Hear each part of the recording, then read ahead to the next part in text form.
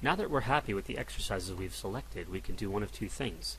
Either we can save the test from here and come back to it later, or we can get a preview of what our test will look like so that we can decide whether or not we want to modify anything. Let's have a look at the preview screen first. Click the preview button in the lower right hand side of the page. The preview test screen is where the test generator will show you a representation of how your test currently looks on paper. Let's examine the different parts of this page and the options available to us. First, you'll notice that a standard heading area is now visible with the name of the test on top. Every test will print with this on top of the page and is where your students will enter their information. There is room there as well for a score to be given and space to enter any notes. Also notice that the test generator has automatically sequenced the exercises so that you can easily refer to them in class.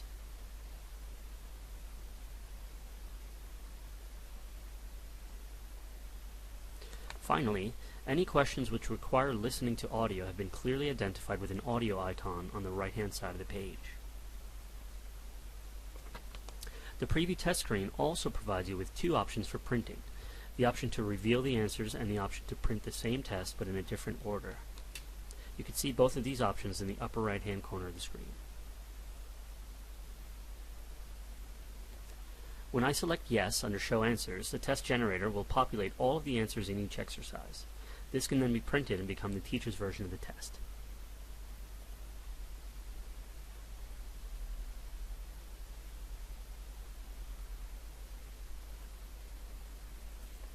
When I select B under Use Version, the test generator will redistribute the exercises on the page in a different order. This way you can print two versions of the test in your class to prevent cheating.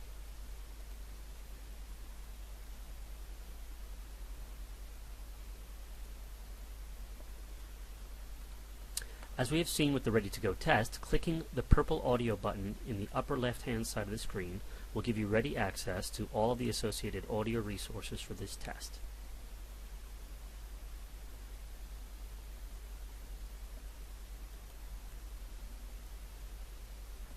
If after seeing the preview of the test you'd like to make further changes to it, simply click the icon in the upper right-hand corner of the screen to go back to the editing screen.